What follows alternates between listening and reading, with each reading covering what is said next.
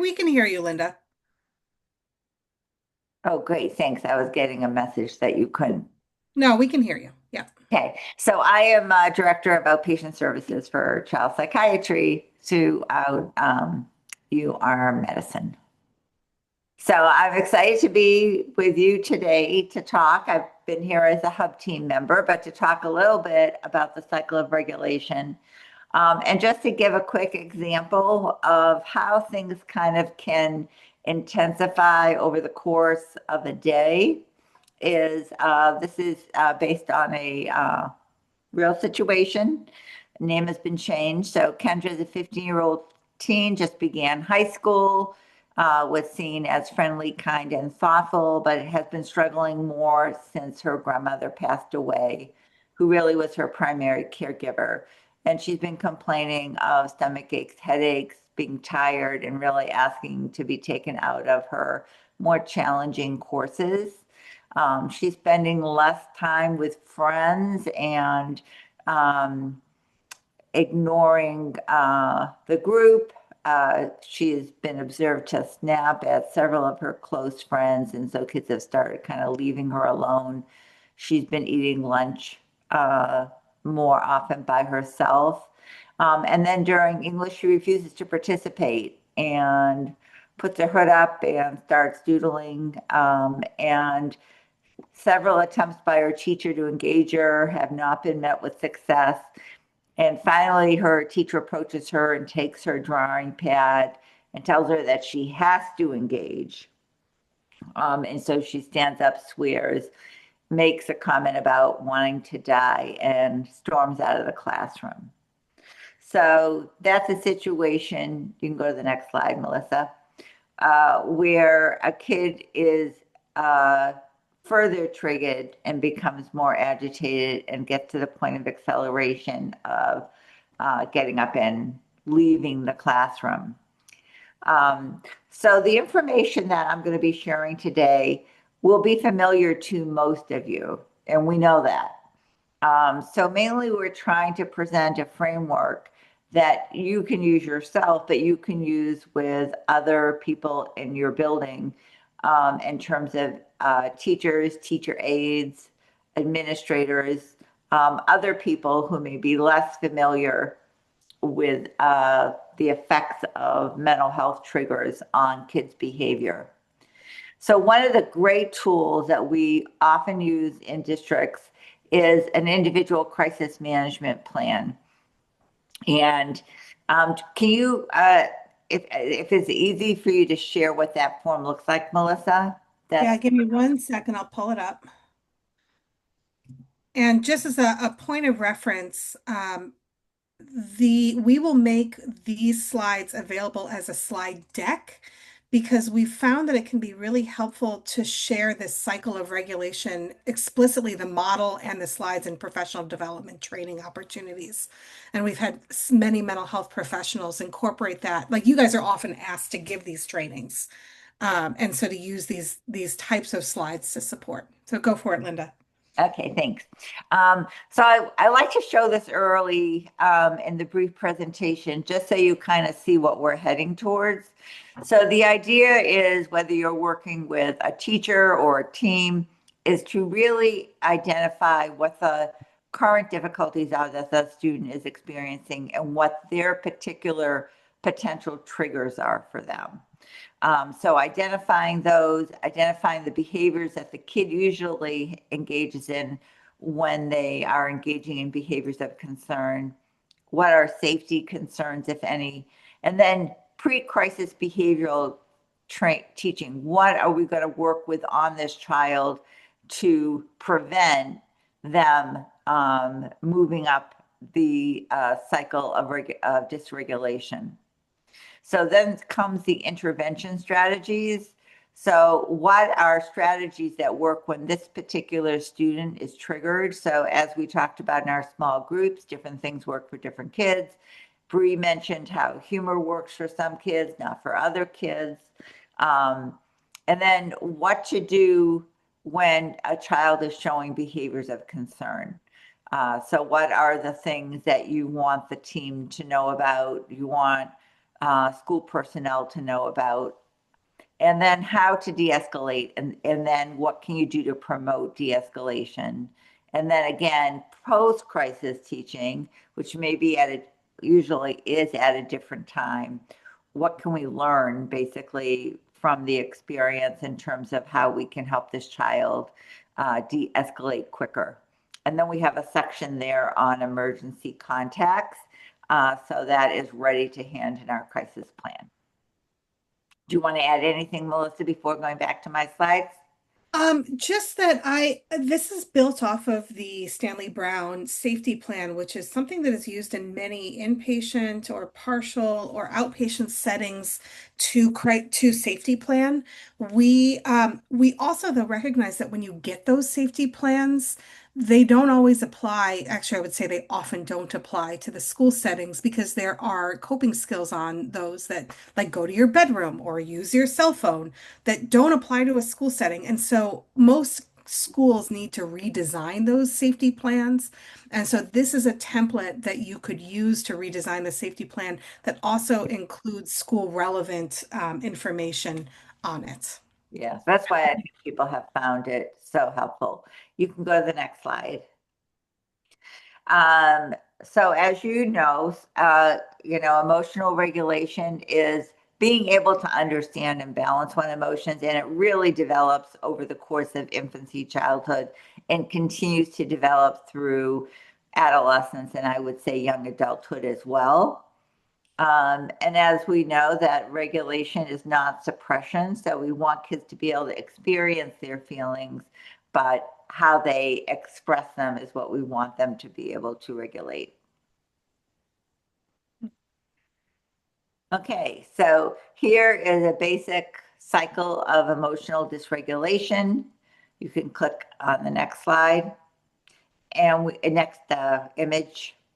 And we know that, you know, kids cycle is going to be a little bit more exaggerated than adult curves. But as someone in my group said, at the small group, you know, we have to monitor our own reactions. And so there is an adult curve.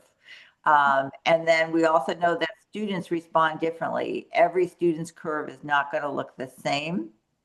And this last line that just came up, notice that the kid is already coming into the environment triggered. And that is oftentimes because they're experiencing challenges at home or on the bus that they're coming into the classroom with. So the first stage is calm and engaged. And whenever you see the binoculars here, that's kind of what slide that's describing what things look like. And that's where you want to build skills and where you want to build relationships. The goal of the calm phase is to really, as I said, develop relationships, but also provide structure and consistency. We all know kids really thrive on structure and consistency, to teach pro-social expectations, to be able to provide positive attention for positive behaviors, and to really reinforce the things that kids are doing successfully. So there's lots of ways of helping kids practice being calm. I think breathing is the thing that is kind of our number one go-to, but you'll also see that there's a link there on that slide, smilingmind.com, that has a lot of different kinds of mindfulness activities that can be done in the school setting. So common school-based triggers are usually difficult academic tasks, especially for kids with learning disabilities and other academic challenges. Transitions between classes or activities, being teased by peers, or being reprimanded, especially in a public way, by teachers. Common triggers outside of school that I mentioned sometimes kids come in with is family conflict, being sleep deprived or hungry, having relationship stress, bullying on social media, financial hardships for the family, maybe not having clean clothes to wear to school or clothes that fit properly. So the best time to intervene is at the beginning. So again, the trigger phase oftentimes is not necessarily a time when we intervene, but if we can teach people how to look for those trigger phase, that would be great. And whenever you see a little toolbox on a slide, that means that we're talking about things that you can do and have in your toolbox. So again, anticipating triggers and making student-specific accommodations to prevent escalation, and to redirect the student and away from a stressful event to prevent that child from losing it, let's say. Next slide. I would also say, like, oh, go ahead, Linda. No, go ahead. I didn't, go ahead. Well, I was going to say likewise. Again, many of you guys are aware of how to notice and acknowledge a trigger, and also where things fall short is how do you help your colleagues notice and acknowledge the trigger? It's Right. so easy as a teacher to get caught up in the school day and caught up in the instruction and miss that a kid's head is down and or that their knee is shaking or that they're just a little bit irritated. And what we like Linda said, we want to catch it early. So one of the things that we also have, and this is on our webpage, we'll make sure we hand this out as well, is just an abstraction of this cycle in a worksheet form. But also on the flip side is a template to help you go through this with your educator colleagues during a teacher consultation time and say, all right, what are the signs that they are triggered? And then what's the plan? What do you do as an educator as a teacher? How do you acknowledge and how do you distract or refocus the kid, et cetera, et cetera, as we go through each of these stages? So, after we teach what to look for and what to do, it's also really important to workshop specific kids using a template like this so that it hones the skill into your educators. We know that teaching isn't enough. We've really got to also think about what does it look like in your practice. Sorry to interrupt, Linda. No, no, thank you very much. Um, so again, notice and acknowledge the trigger, model calming. People said that in the small groups, facial expressions, body language, support, refocusing questions, not putting the student on the spot. I think that can really overwhelm a student. I've seen a number of situations where that caused an escalation. And using distraction as well in terms of having a child take a break from a specific activity and maybe do something else. And that came up in the warm-ups, I'm recalling. Yep. Yep. So the agitation phase is a time when people notice more that the child isn't doing well, either the agitation or the acceleration phase. But it's really helpful, again, the sooner you can teach people to intervene, the better. And then Melissa was talking about this in terms of like the leg tapping or the clenched fists or putting your head down. So different tools that people can use is redirection or shift in task, ask if students need help, provide choices, enable them to leave the anxiety producing situation if necessary.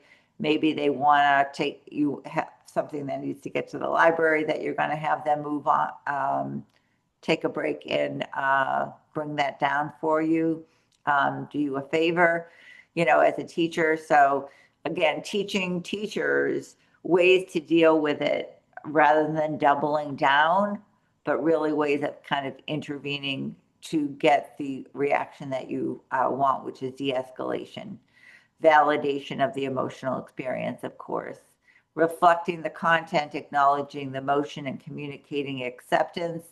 And we have some specific examples there that you can share with others. The importance of acknowledging and validating emotions is super important in de-escalation. And likewise, among the resources that we will also send you after this is a really handy set of like cards. Oftentimes, teams will print these and laminate these as like for stock, and so you can make them pretty small like this, and they can be part of a lanyard or they can be part of a handout. of key tips for validation, reflecting the content, acknowledging, reflecting, communicating acceptance, and following up with curious questions. But my pro tip is that people will not do this unless they practice it during a training.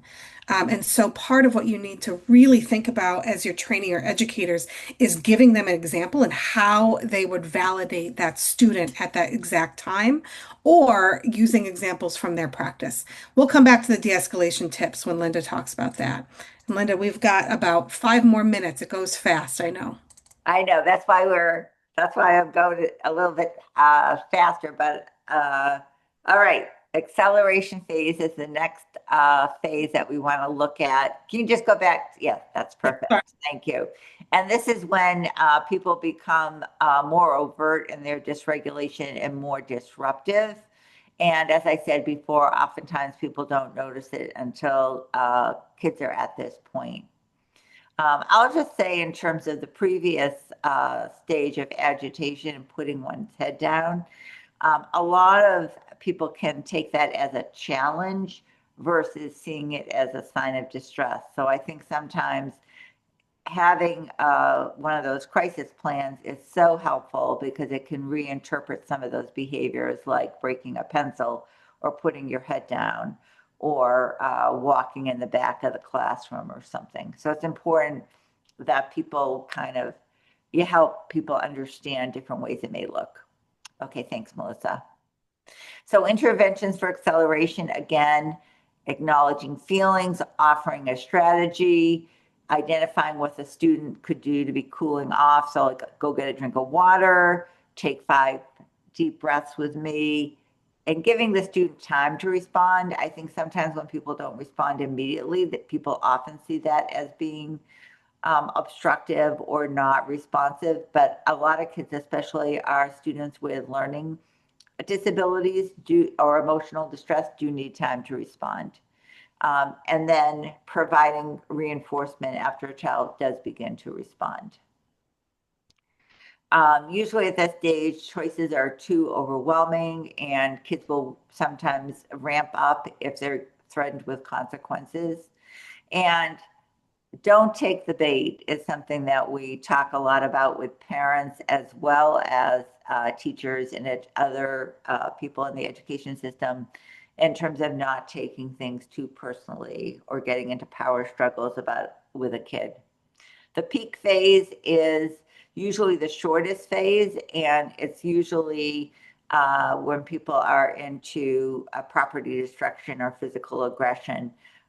It's usually very short, but sometimes like it can be refueled if people are agitating them. And one way they can be agitated is by talking to them. So sometimes being quiet is the way to go. So the goal is to really reduce the intensity and duration of the crisis and not to show the student who is control or have the last word. So kind of what we talked about before.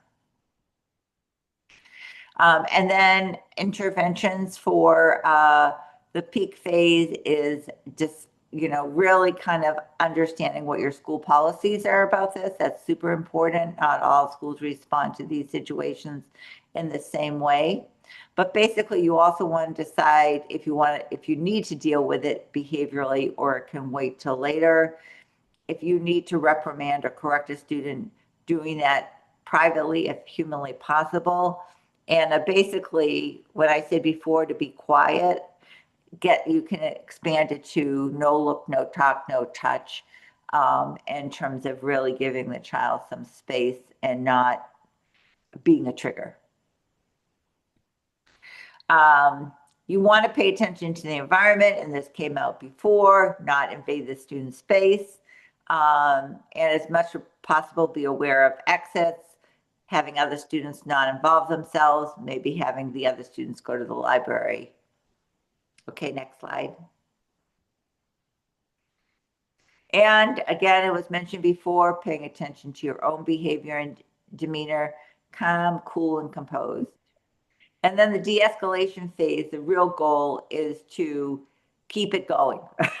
You can click the next button again because And I'm actually I'm actually going to ask that I'm going to actually suggest we highlight the top 10 Oh, de-escalation that's a great idea. because these are all things that like we talk about a lot, but again, practicing them is really hard. And sometimes what we share again in these tips is what did you use that was helpful, even just once, or what is something that you could plan on using the next time this kid moves into crisis phase? Because there is always a next time. Right. And I always encourage my education colleagues to not use words like it doesn't work or I tried that, because it really is a moving target. So when we are thinking about de-escalating students, to really focus on what do you think might work next time or might be a part of the solution, because sometimes it really is just that time and space, that no look, no talk, no touch, that is really most effective. Yeah, and I'll just say you can end the slides, but the last thing I wanted to say was that um, oftentimes kids can't really debrief at that exact moment. Like oftentimes that can happen at the end of the day or even the next day or maybe 2 hours from then, because for a kid to be able to kind of process the event with you, they really need to be very calm. So I think the importance of not forgetting to ask the student, like, what helped you in that situation? What helped you calm down? You did such a great job of calming down there. You know, what was the thing that somebody said, or what was something that people did, or what did you do to help calm yourself down?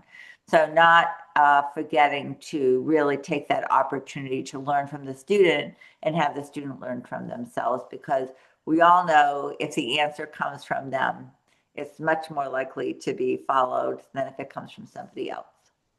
So with that, I will pass it back to you, Melissa, and on to our case study. Thank you so much, Linda. And we will email all of those tools for having these conversations.